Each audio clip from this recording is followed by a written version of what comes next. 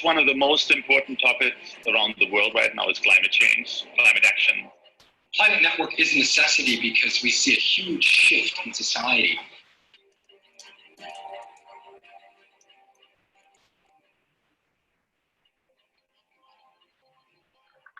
The world has to change to save itself, and businesses need to play a key role in that transformation. We need to do something, otherwise Mother Earth will no longer exist.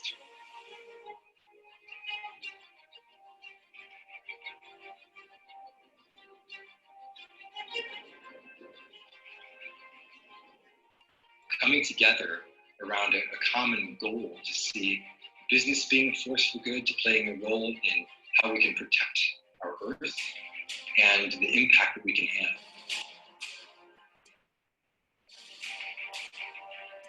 We seek to inspire a global movement where business becomes a force for change.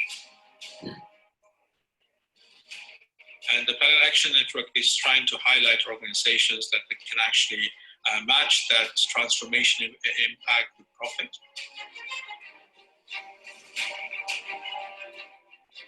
I really want to invite YPOers, spouses specifically, but also YNGers to join our network.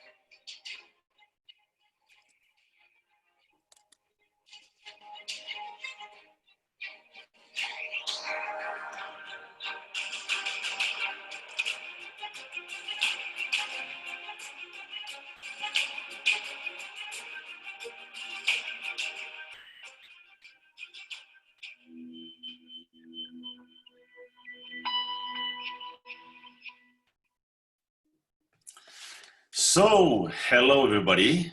Thank you for joining. Great numbers here and really excited about it on the celebration of the World Oceans Day. It's a special day, it's a special topic close to our hearts and very relevant for the environment. So on behalf of the YPO Planet Action Network and myself as still a chair of the network, and then Dimitri, who is on the YNGer side, also representing the network. We have a lot to share, and we are really honored to have Roger with us. Just for everybody to know, Roger, thank you for joining us. And I know we just heard you came out of the water with some big white sharks to see. So this is an amazing topic, and we want to hear more.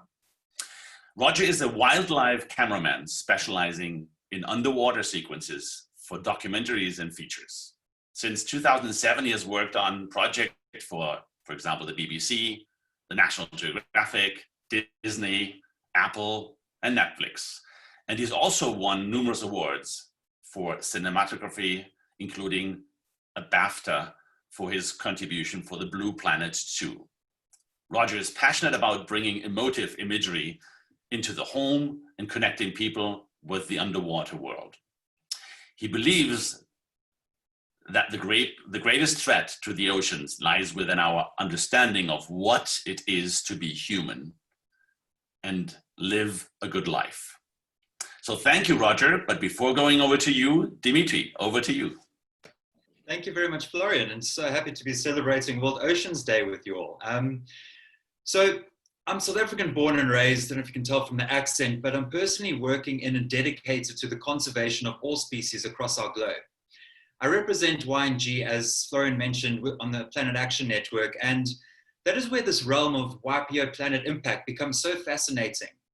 If there was one thing that YPO and YNG could collaborate on, it should be Planet Impact. For the challenges we found ourselves living through today were created by my father and mother's generation. Now, I'm not trying to point fingers at anyone, but merely stating the fact that of our world today. So all the incredible initiatives and work that YPOs are doing in the impact space need the next generation on board in order to continue the positive work forwards for our children to experience a planet that is so full of natural wonder. Now, the climate crisis has given us all a renewed appreciation for our planet's oceans and the marine life that lives beneath the water's surface. And today we are here to celebrate these oceans with Roger Horrocks being our underwater guide. So Roger, can you tell us a little bit about your background, please? Well, thanks, Florian and Dimitri, for the introduction. I think given a very good overview. Basically, I'm an underwater cameraman, and as Florian said, my job is to go out and spend as much time as I can in the wild to capture really evocative imagery that can be used in documentaries like, Our Planet and Blue Planet 2. And yeah, it's you generally work with relatively small production teams, and it's something I've done for the last 15 years. But I wasn't always in. People often ask me, how did you become a wildlife cameraman? I actually worked in digital for 10 years. So from 1995 to about 2005, I was involved in the emergence of the digital industry in South Africa, and then moved into financial services. And really, the images that Dimitri is showing here, the way that one gets into this is you become an apprentice. So I was very fortunate to meet Didier Noirot, who was actually Jacques Cousteau's cameraman. And we formed a friendship, and he basically taught me the ropes in terms of becoming, a wildlife cameraman. So we kind of worked together for about 5 or 6 years, made a film called Into the Dragon's Lair together with the Foster brothers, which was about diving with Nile crocodiles. And I really love this image because this it shows you the hard yards. I'm actually pushing a wheelbarrow with the cameraman's camera. So I'm like, I'm the apprentice. And yeah, so that's pretty much the journey. And yeah, for the last 5 or 6 years, I've been one of the primary shooters. This is actually, again, assisting Doug Anderson down in Antarctica. And we, very privileged as cameramen. We do get to go and, to all corners of the globe to document, these amazing spectacles. And I feel a real responsibility to do more than just create imagery, and which is why I'm getting more and more involved in these types of outreach programs and conservation efforts. This is just an image from Netflix, actually, which was for Our Planet. It's such a beautiful shot, Roger. So Roger, with 70% of the Earth's surface taken up by our ocean, it's evident how vital these marine environments are to the planet and how much there is still to be explored. So why did you focus on under the water and not land? Well, I think Dimitri, I've always felt incredibly comfortable in the water. I grew up near the ocean as a boy. And yeah, there's something which is just so incredible. I like the concept of gradients, so the difference between, the cold and you have gradients, water temperature gradients. You have gradients in terms of just different species, the colors that you have underwater, from, the incredible blues of the Azores. That's an example of, dolphins that were shot off the Sardine Run off the South African coast. Just so many different species of animals and life forms and intelligence as well. I did a sequence with the octopus, which was in Blue Planet 2, where it wraps itself in shells to protect itself. Basically creates like an armor,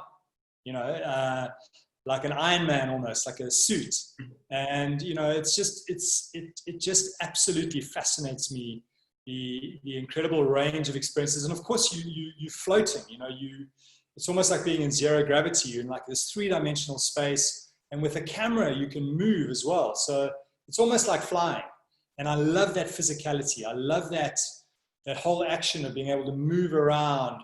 And remember as well that underwater, unlike topside, you have to engage the animal. It's what we call a dance. So if I want to film a shark, I have to get that shark to come in close to me, or, whereas when you're filming on topside, you're generally on a Land Rover, you're shooting with a long lens, and there's a distance, there's an animal's over there.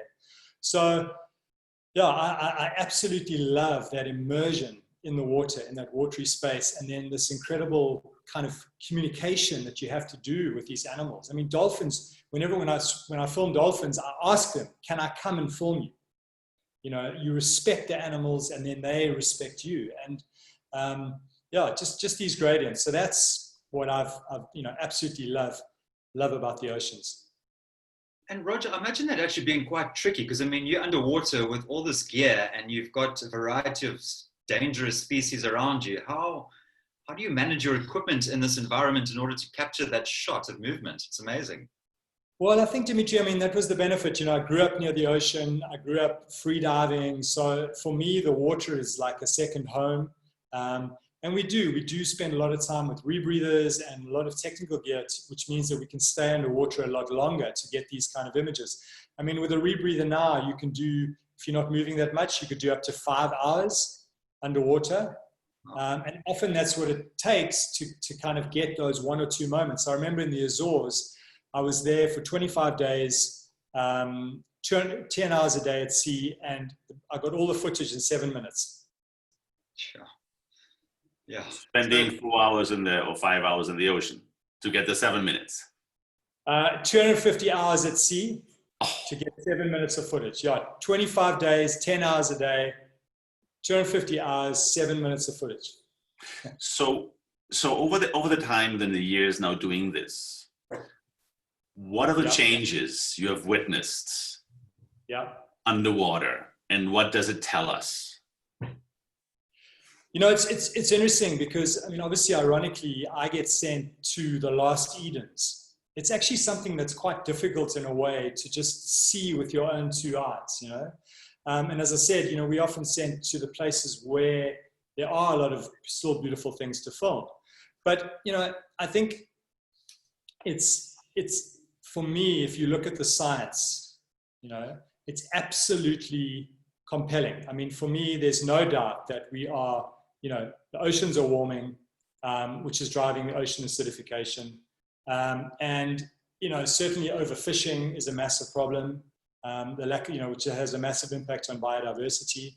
So, you know, while it's difficult to kind of see that, to go somewhere and actually see that, there's 2 examples that I can give where I have seen that. In South Africa, they've created marine protected areas, which are obviously fantastic in terms of allowing wildlife to come back in certain areas. And off the sardine run, I mean, literally what you can do is you can drive just blindly. You jump in the water and you look around, and you know immediately whether you're in a marine protected area or not. And in the areas that aren't, it's just barren. And the areas where there are marine protected areas, you see the life and you see the creatures coming back. So yeah. Roger, on this, so what surface of the oceans is protected actually in total? You know that? Yeah, I think I could be wrong, but I'm pretty sure it's around, on land, it's about 15%, and on the ocean, it's only 7%. So now we have heard just in the news last week, right before the Oceans Day, that the US government has an intention to revert just off their shores a protected area. Again, you're talking to YPOers also here, businesses. Yeah. Now, what is your stance on that? Well, I mean, clearly it's massively short-sighted. Enrique Seller, who runs the Pristine Seas project for National Geographic, did a really good TED talk.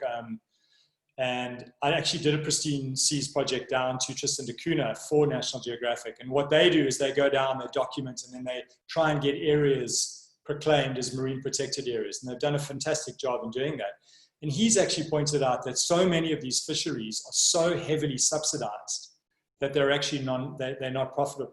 So there's that factor. And then the second factor, of course, is that, you know, I think people need to start realizing that there are hard limits to this, to the economy, to the planet.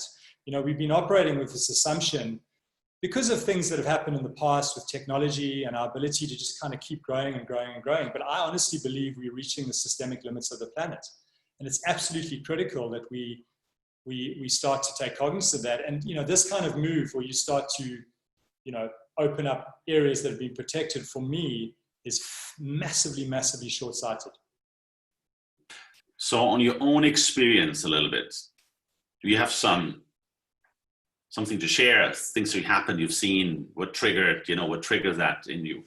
Yeah, again, I mean, I've you know, it's my whole environmental awakening has been a kind of a slow burn. I started off very much with a focus on, you know, building a career as a cameraman. And then as you get exposed to these incredible animals, the sentiments of whales, dolphins, your whole consciousness, they impact on you in a way that is very difficult to describe, but they fundamentally alter you. And I mean, I had an experience quite recently where I was filming great white sharks, and basically 2 guys came in and fished for them just for fun. Like they basically hooked 7 great white sharks. And the next day we went in and I got the shark came through, and you could see that its dorsal fin, I think there's a picture there, Dimitri, if you could bring that up. The dorsal fin had obviously been sliced right open, and that would have been, it would have been caught and then spun in the actual, in the wire and basically cut the dorsal. And pretty much straight after that, I went to a shoot in Costa Rica. I was 40 nautical miles offshore, so-called pristine environments, beautiful bait ball, and a big sei whale came right through. And what was dragging behind it? A massive long line. So I mean, it's just the hand of man. And this was a sequence that I shot for Netflix. And this was a whale, beautiful humpback whale amongst a feeding pod that had this rope caught around it. And it wasn't really finning. It was just using its arms, unlike the other whales who were mainly using their tails. And it's just, I'm in these incredible locations, and almost in every single one, you're seeing the hand of man. And it's, you realize that the human hand is everywhere. And Roger, that's so interesting. I mean, it's incredible that 94% of Earth's living species actually exist within the oceans. So, I mean, what we see above land, i.e. elephants, lions, kangaroos, it's only 4% of all living things. So, I mean, with that in mind, I mean, why do you think there is so much almost denial or lack of action or understanding into, well, firstly, the undiscovered landscape of our oceans? And what do you think the processes that we need to do or go through as businesses and as individuals to really, I suppose, counteract that? Well, I think just firstly to touch on the question of the denial. I mean, it's a very difficult thing. And I mean, I know from my perspective as well, if you look at what I do as a cameraman, I mean, I fly all around the world, which is obviously, contributing to the carbon footprint. I mean, I've got a 4x4 vehicle to tow my boat, which, so much our modern way of life is so fundamentally premised on carbon combustion, on the whole carbon complex. It's almost impossible to imagine your life without all of these things. So, it's very difficult. And also I think, I've got this analogy of the family on the beach. I used to be a lifeguard in Durban, which is, where you're from. And we'd sit on the lifeguard tower, and there'd be, the tide would be out, and the families would come down. They'd set up their beach umbrellas and the toys and everything. And then the tide starts coming in. And we'd be sitting in the tower, like placing bets, because the families would sit there and the tide would come and the tide would come. And literally the tide was like, the wave would get this close to the tower and they wouldn't move. And then all of a sudden the big wave would come and boom, everything's getting washed out, and then they pick up their things and then they move. And, I think we're just having, in a way, we're just having, life is too good. We're having too much fun. It's difficult to imagine the kind of cataclysmic changes that are actually coming. And I think that is a big part of the problem. You kind of know it intellectually, and science is telling you, but it takes a lot of effort to actually do something about it beyond just kind of cosmetic things. Yeah, and it does sound, we're very much a reactive state versus proactive, and it's funny that we have to wait for a wave to hit us before we react and suddenly make a response to it. And I mean, that even speaks to the current landscape that we're currently all in. Sure. Out of curiosity, have you found any positives that have come through during this COVID period, where our oceans have had a very limited time to actually breathe and catch their breath from our human activity? I think it's difficult to say, Dimitri. I mean, I think that a lot of the wildlife that we're seeing that is emerging into cities and parks and sort of is more just because there's less noise, so they feel more comfortable. I think wildlife does need a bit more time to regenerate and sort of come back. But if you look at the incredible success story of the whales, I was really fortunate to film that massive aggregation of humpback whales, which David Attenborough actually used when he spoke in Davos recently. And that's an incredible success story. In the 60s, people got together and they said, right, we're going to protect the whales. And now we are literally, with humpback whales, we're back to pre-whaling numbers. Wow. So, Wow, that's exciting. Yeah, there's absolutely no reason, and marine parks as well, they absolutely do work. So we know that if we give the natural world space to breathe and space to operate, it comes back. So it's actually interesting. We have here quite some questions from the audience. Dimitri, we want to a little bit pick up because it's very nice into the flow here. Yeah. And there's actually one question from Sarah saying, has there been any noticeable change with the lockdowns happening across the globe and reduction in shipping? Well, Sarah, again, I'm not sure. I think it's sort of too early to see whether it's had an impact in terms of numbers increasing. But what it definitely does is, the noise. I mean, the noise pollution that boats and ships and things create is absolutely incredible. So that's what have been really celebrating is that with human industry kind of stopping, it's given animals a chance to kind of come out and show themselves. And that's really what has been quite amazing to me. Great. And it's interesting, for example, also Javier from Ecuador, home to the Galapagos, he's saying that, and he assumes you have been there. I haven't. It's top of my list. Oh, good. Wow. Okay. So, because he says being the Ocean Day, would you say that realistically there is any progress being made towards the conservation of the ocean, or is it just utopia? Yeah, I think this talks to exactly my story about the family on the beach. My prognosis is it's going to take some major crisis before we see a fundamental change in policy from governments and the status quo. So, maybe that's a bit of a pessimistic view, but I just think that, so much of business, so much of capitalism is just so heavily invested in profit. And this is a point that I wanted to make around the critical need for us to rethink what it is to be human. Because, sorry, who asked the question? What was his name? Xavier from Ecuador. This for me is the key, is that I really believe that the only way we're going to fundamentally change things is to rethink what it is to be human. And by that, I mean, what is it to live a good life? Have these cars, nice houses, all these kind of things. I do think that a lot of what we want is antithetical to a sustainable planet. And of course, if the planet, breaks down, we're going to die as well. So that might be a slightly negative view, but I think it's absolutely critical that we rethink the ethical underpinnings of capitalism. And that's something, Florian, that you might want to chat about in terms of impact investing, that whole trend, because I do believe that there's real potential in that. And Javier, remember as well, the ocean's going to be around long after we're gone. If we wipe ourselves out, the ocean's going to be thriving, and probably it won't even blink. Probably won't even have noticed that we've gone on one level. That's actually a very good point, because you mentioned impact investing side. Of course, as an impact investor, we look at opportunities where business can be a force for good, or capital, therefore, providing it as a force for good. And of course, the blue economy in balance is something, of course, we're looking at, like in the forestry, you have the same on the oceans, which is interesting. And there's also actually a question from Alexander here saying, what have you seen in terms of plastics in the ocean, and how has that changed over time? I mean, I haven't seen, some of the areas, you see plastic everywhere, right? So that's kind of a given. I haven't been to those areas, some of those areas in the East where, you literally boats going through a sea of plastic.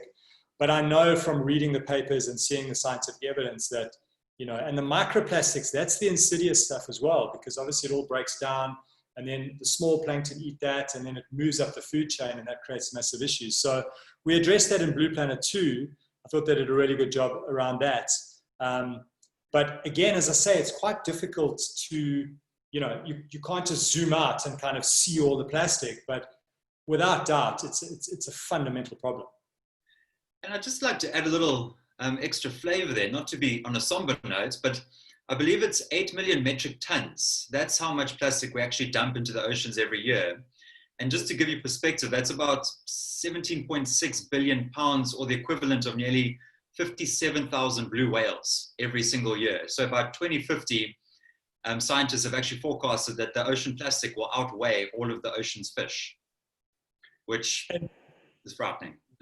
Yeah, Dimitri, and actually just to get back to that question, what I have seen a lot of as well is dolphins playing with plastic. So, you know, they instead of seaweed, they use plastic. I've seen that a lot. So this is a little bit in the same comment also, Dimitri, on your end, because we have Pavitra here from India, who basically says, you know, I work along the coast of India in trying to limit plastic pollution. And there's a lot of stuff we find washing up, which is not even from around India. So how much plastic per your experience is actually there in the ocean? So the little bit what Dimitri was saying, and does it also reduce as you go deeper into the sea? I have been reading that there is plastic even in the really deep sea waters. So what is your experience here? Or is it just floating on the?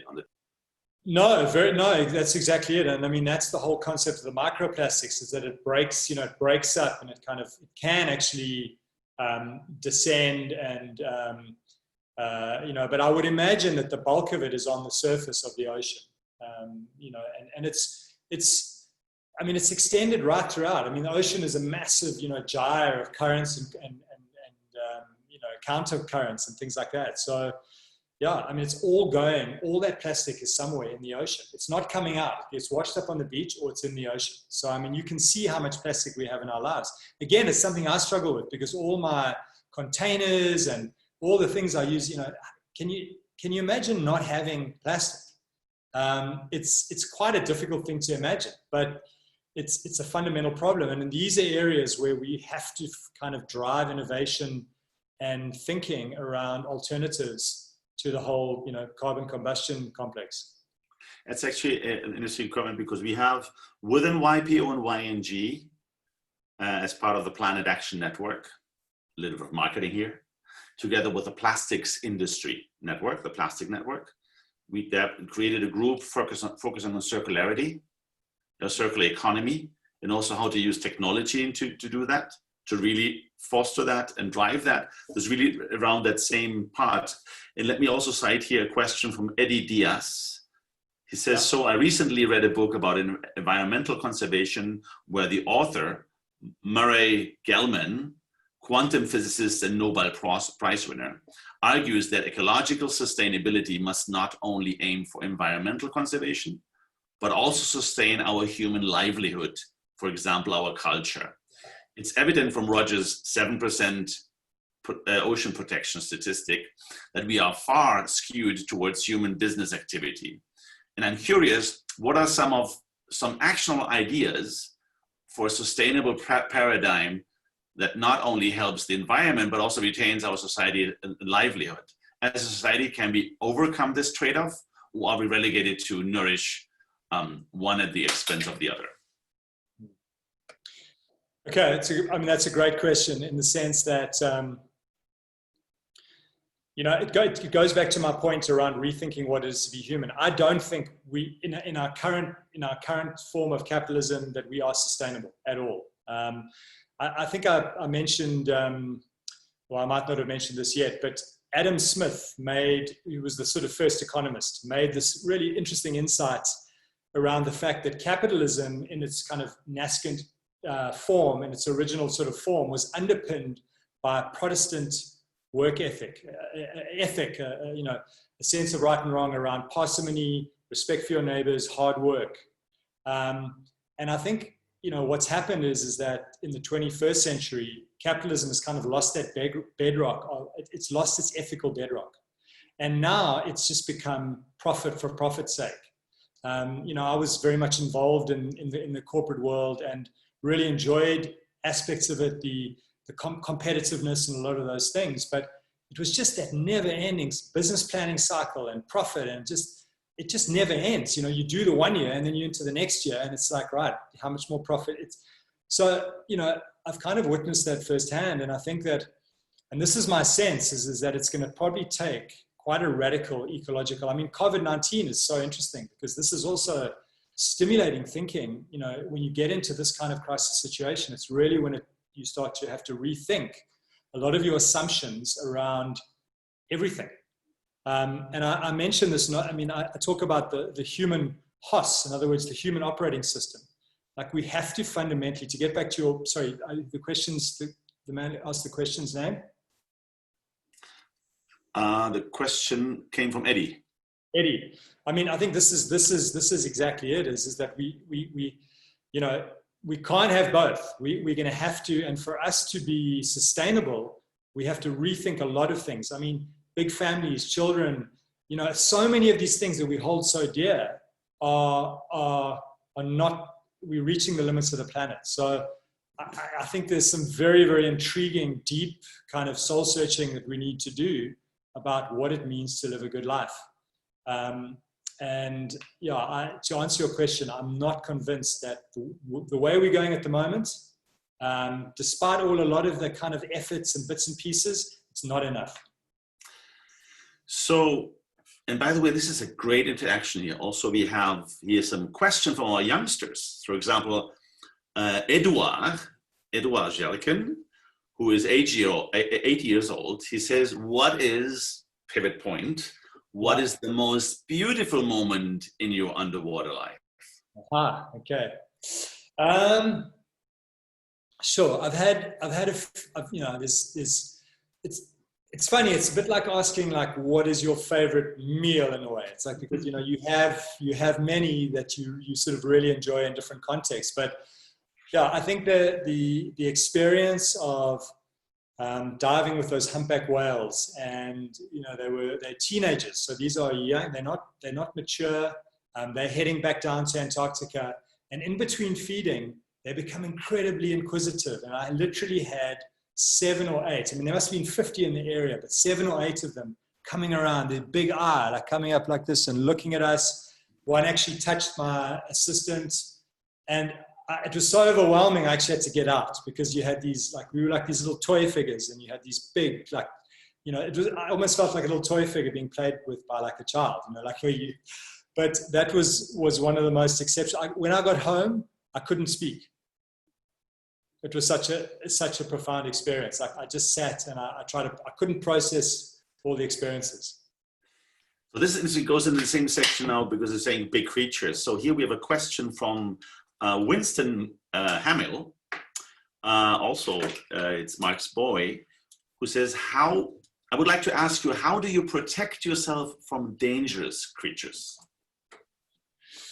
Okay, so what you do is it's a confidence trick. So first of all, you know, because humans didn't evolve in the ocean, you're not in their target, because animals, the way that animals hunt is they have patterns that they recognize as being prey. So that works to your advantage. You're not fundamentally a seal or anything like that. And these animals are intelligent because a shark will only attack if he's 95% sure that he's going to kill you and he's not going to get injured. So sharks are actually incredibly shy. They build confidence, and they you know, unless of course there's so much blood around and they kind of get into a frenzy. So the real challenge or the trick to not getting hurt is to be confident. And when an animal comes towards you, you hold your ground, you respectfully hold your ground, and you communicate and you say, you know, and also the other critical thing is not to get too much into their space, because underwater you can get really close. So I call it the dance. It's a dance, and maybe it's a bit like with your parents, like when you push you don't want to make them too angry, and then you can see, and then you kind of it's pretty much the same thing. And Roger, just on that, so big animals you addressed now in the ocean, but you've also spent some time with big animals underwater, but on land, i.e. hippos, crocodiles, and elephants. How have you managed those situations? Because that's a completely different underwater world. Well, the hippos, we bumped into one by mistake, but I would never go and dive with a hippo. So, and I would not advise that for anyone to do that, because they are I think they kill more people in Africa than any other animal, correct? They're really, really dangerous. Crocodiles, again, they're dinosaurs. They've got a very simple binary brain. So as long as you don't behave like prey, they generally won't attack you. If you go and lie on the surface and flap around, he's going to come straight up to you and bite you. So you've got to be one step ahead of them. And then the elephants were actually at Abu Elephant Camp. So there was a degree of habituation with those elephants. I wouldn't want to, I think you'd be okay, but you've got to be really careful, in a wild sort of context. But again, it's just all about being open, showing them that you're there, and then you've got to be confident because, you're not in a Land Rover, you're in the water with them. Awesome. And I have a question from the audience, and it's actually to Florian and Roger, which is from Kenneth, excuse the surname pronunciation, Feldschek. So which organizations, not for profit and for profit, in your opinion, are making the most positive impact on the environment?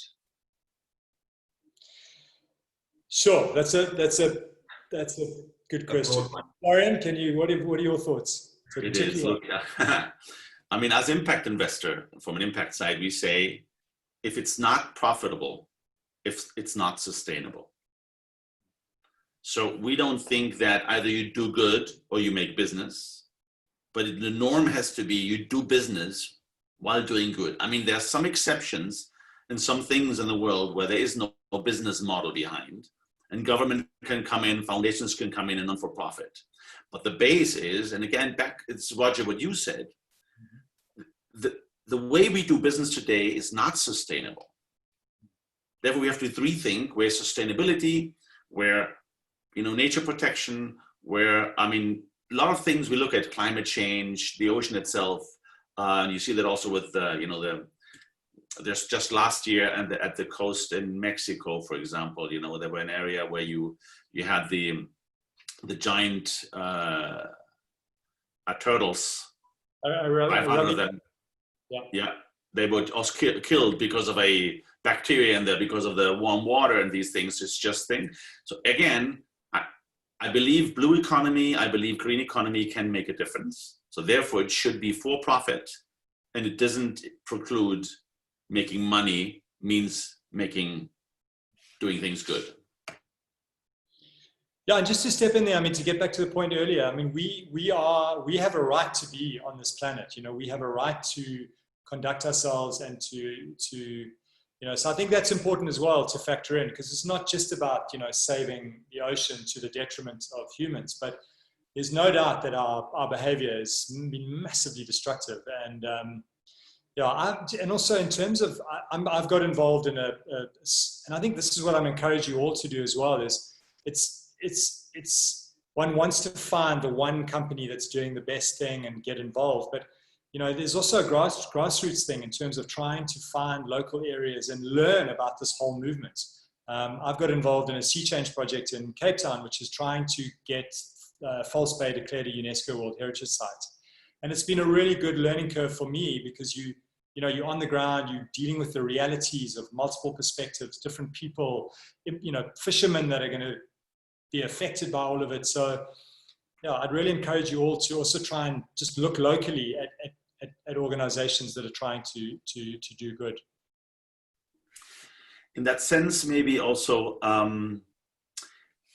you have some questions which are more on the technical side. Sure. Being a photographer. Yeah. So one question is, which picture do you consider your best shot and why? I don't know. Do we have it in here so that Dimitri can show it? Because it's good to see that also a little bit. No, and also remember that I showed pictures, but I'm a cinematographer. So I do all moving images, which is more, which is a different thing. It's a different kind of craft. I started off as a stills photographer, and obviously now I've moved more towards cinematography.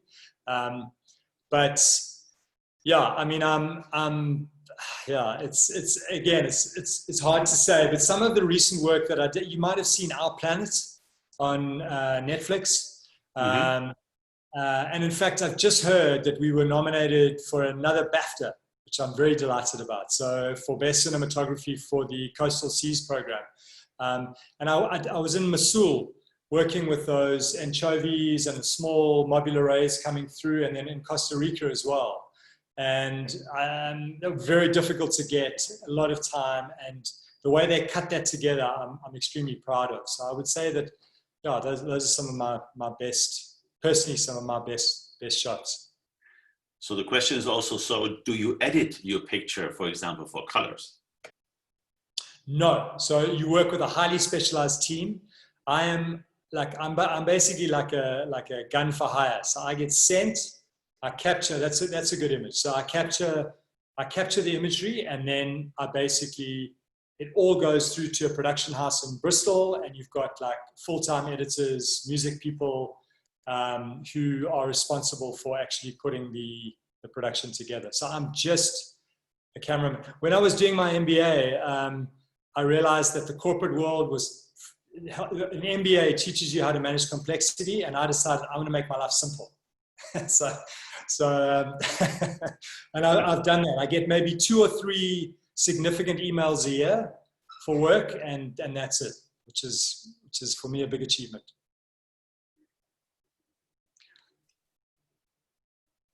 And Roger, a trend that I'm seeing across from a couple of questions, so I'm not going to name any names, but it's more around, what are the micro tasks? Because a lot of what you've been speaking about is human behavior, where people are the problem, but people are also the solution.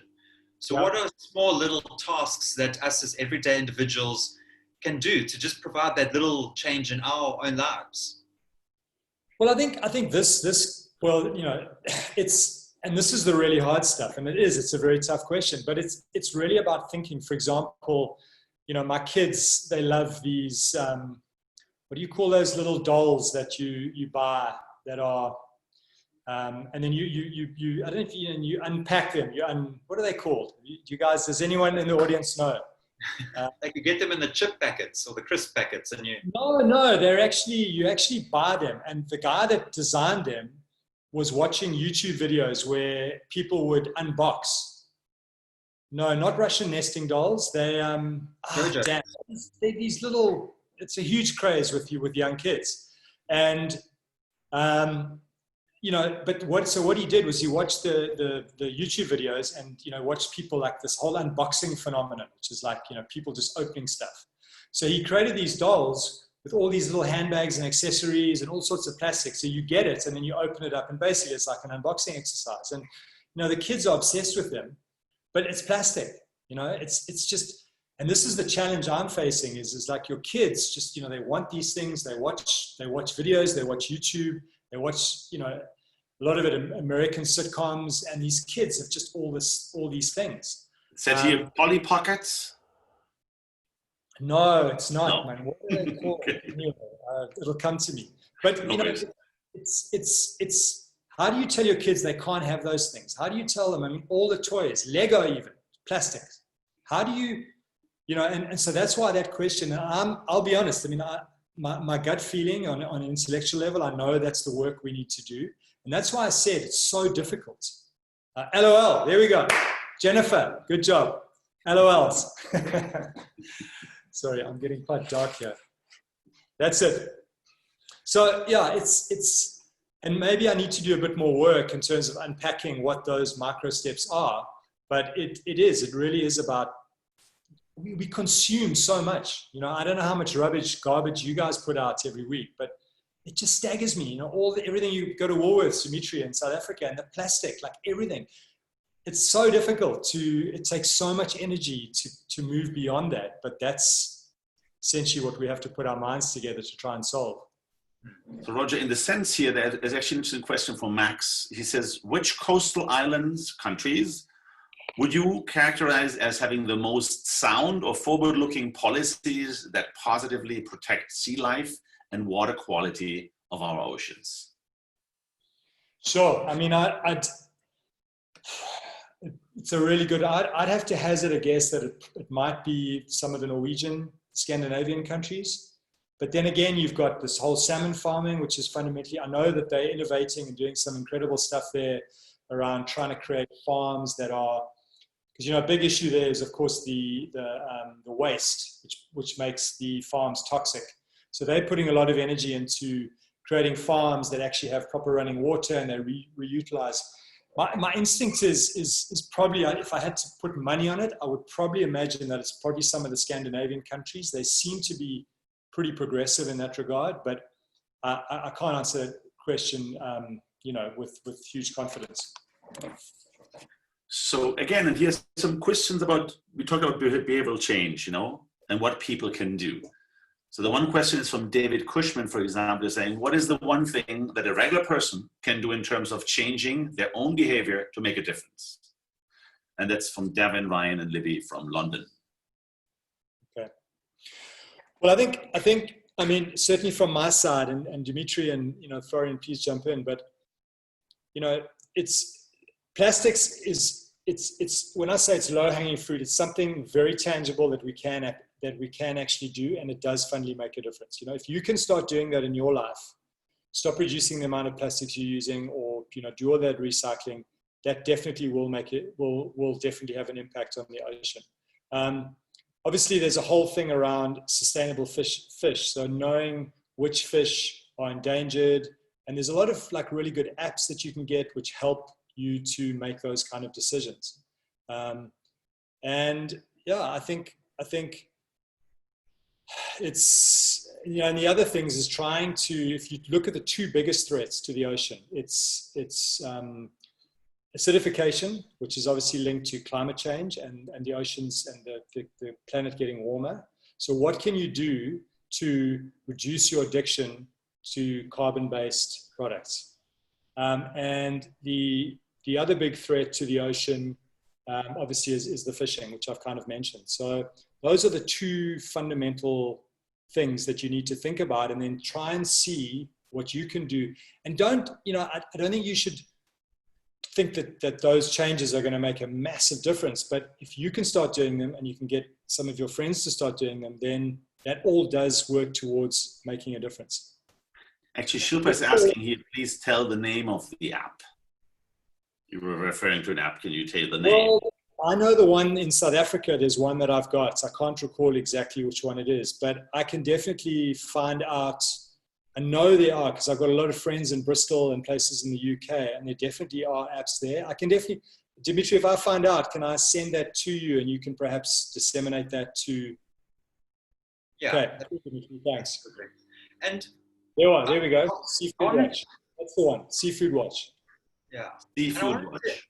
I wanted to add a little layer on top of what you're saying, Roger, with regards to what we can do as individuals. I mean, you mentioned it before, the grassroots initiatives and the SMEs and the smaller businesses.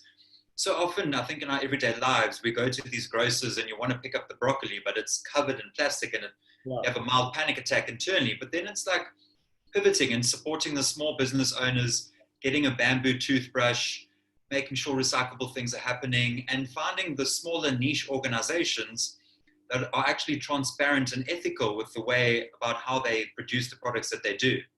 And I think it's supporting the little guy that in turn will support many of them to create one big guy, hopefully in the near future. Yeah. I think it's just such a powerful thing. Yeah, there's interesting also, if you have some really great question and comments here. For example, it's actually to Roger, to you and myself, from Harsh Gandhi. He says, your thoughts on whether the solution that material companies are putting to recycle ocean plastic, DSM, Econil, etc., is enough, or are they providing a false sense of hope, since the amount of recycled is a fraction of what lands in the ocean? And what are the other possible solutions to really address this problem on the ocean? And in the same sense, I've been learning that, Harsh, through this impact group we created here with the Plastics Network, the Planet Action Network. We have actually also a UN agency at the International Organization for Migration is participating. International Telecommunication Union on the AI angle is participating. It's very exciting. And I'm not an expert in marine litter solutions. Yeah. Now, what I've been learning is that there are solutions, and the solution is one that single-use plastic is much cheaper than a resorbable or reusable plastic. So we need to see how we can offset that price. Yeah, maybe like the carbon credits. You see also some plastic credits being used. Other things is like many of the ocean litter comes through big rivers, a lot in Asia, where the stuff is in the river and then it goes up in the ocean. So there are, of course, you have these big boats which try to get them off. But then also the problem is that you can see that the plastic particles end up in fish, and you're eating fish actually with plastic particles, the very fine ones. So that's another one where you need to see how to filter that out and how to protect these areas. So therefore, it's not a straightforward answer, but there are possibilities of tracing. There are possibilities of financing, so that the end user doesn't want to have just the cheapest price. Of course, and then there's another question also placed here is then, the masks today and the gloves is a big problem of waste coming again back, single use. So it's a vicious circle. So I don't know, Roger, if you have any thoughts on here. Yeah, I think to answer the nub of the question is I agree with you. I don't think like nearly enough is being done. And the crazy thing is we've got a lot of the solutions, we've got a lot of the technology. I mean, we've got, in alternative energy as well, but the political will and the actual general will to adopt these things is just not there. So I'm anticipating some pretty severe things happening before we fundamentally engage these things. And maybe that's just the way it has to be. But there's no doubt that there are technologies, there are things that we can, and there are solutions out there that are viable and can be used, but they're just not being deployed, in a sufficiently impactful way. But you, Roger, mentioned it. I think business alone, economy alone is not a solution. You need to have governments intervening and watching over it. And as much you have, let's say polluting energy production going over to clean energy solution is because there was a stimulus set and then it kicks in. It's not just subsidy programs. And interesting also, Roger, you mentioned that fishing, a lot of fishing is subsidized. So maybe just by reverting a marine protected area in front of the US now by the government is actually not only a wrong idea, but it's actually a senseless idea, because it doesn't help, will not save jobs or lives necessarily, but might the others. So Reto here is actually, our dear friend Reto is actually asking, what in your view would be the top 3 ways in which YPO businesses, leaders, could have a lasting impact on conserving or protecting our oceans? Would you have some thoughts here? Well, I think it's looking, I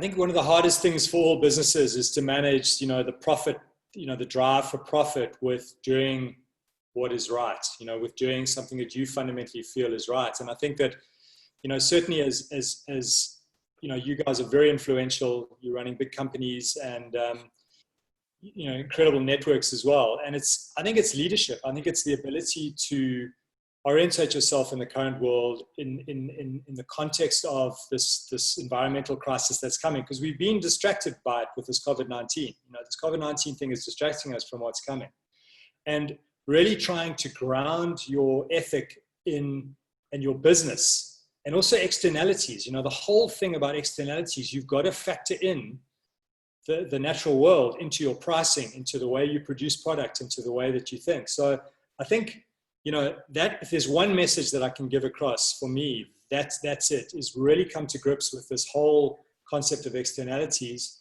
the fact that we are reaching hard limits in our planet, and then design your business idea, your business designs, you need to design that into the very fabric of your business. And I think if you can just do that one thing, and it might mean taking big, profit losses for a number of years, but the leaders of my children's leaders, the leaders of that generation, will be doing that work now, I believe. And this is really addressing a question here from Rayhan. He was saying, our variation on traditional investments such as impact investing, green bonds, blue bonds, etc., invariably flawed because of their impact opacity, lack of standards, impracticability, costs of reporting, etc. There's a good point to it. So he asks the question, would it not be better to internalize the true cost of industry, such as the plastic production industry, through legal structures, like ETS for carbon emission, for example, and how we can make industries internalize the true cost of the activities? Again, Raihan, this is not just the company, it is also to the consumer. As we are thriving to get a cheaper product, and now we're afraid of COVID, we want to have it wrapped in plastic, it is our behavior setting the stimulus. If the consumer changes, the industry will follow. But I agree, it has to be unisono between the regulators, the industry, but also the consumer. Yeah, and maybe just one last comment on that is, I read an interesting prognosis written from 2090, as if sort of a history written from then, sort of coming back in time. And their prognosis was that, interestingly enough, China as a political system, a country like China might be in a very better position to deal with the environmental crisis simply because of the fact that they can decree and, can basically say, well, look, there's a crisis, we need to do this, this, and this.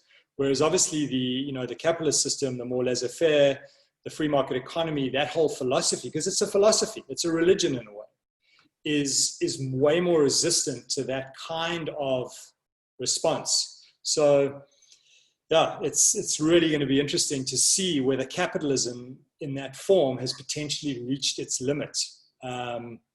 So yeah, very intriguing to see what's coming. And to that, I just quickly want to put my YNG hat on and just also say, to Rita's question about what can YPOers do is maybe potentially just listening intentionally. And what I mean by that is to the next generation specifically, because we are coming up in this world and we're growing up in the space of so much change, so much uncertainty, so many different variables that are shaping our future world. And they're all, unfortunately, most of them negative impacts. So we're growing up in this space of impacts, and the young entrepreneur mindset, not to take anything away from my father's generation, is coming up in a way. It's all about solutioning. It's all about concepts, ideas, and there's a big power behind this multi-generational approach where it's a joint effort. It's a 7.8 billion person problem, and as much as all of us are guilty, we also can all hold the solution. So I just wanted to throw that in. This is a call to action, and you're right, Dimitri, and that goes alongside everybody else. So we are close to the top of the hour. I apologize, we have about 6 questions which we couldn't fully maybe address. The close to 30 others we tried to. It's amazing the feedback and the response here from the people, and also that you're all still there on the call. Roger, thank you very much for your time. Really, it's great. It's a great testimony. It's a great experience. You have an amazing job. Yes, and we will for sure all follow you very closely. Okay, fantastic. Yeah, and it's, what I really enjoy about these sessions is also I learn so much, and so it pushes me and challenges me. And there's certainly quite a few questions that have come up that I need to give some more thought to. So thank you very much, everyone, for joining. Yeah. Thank you so much. And also just last reminder, it is World Oceans Day. So to grow the movement and protect our blue planet, feel free to use the hashtag Protect Our Home or hashtag YPO Planet, and just share some good positive news out there, because we need more of that. Yeah. So thank you. Wonderful. That was a good session, a fun session, I can only tell. And as people are slowly disconnecting, just to finalize here, that was a fun session, and apparently people liked it also. And we had a very interactive engagement here with many questions. Yeah, Dimitri, this was good multitasking here. With a question to handle, but very, very good ones. And we had all ages there, from 8 years, really great. From across the globe.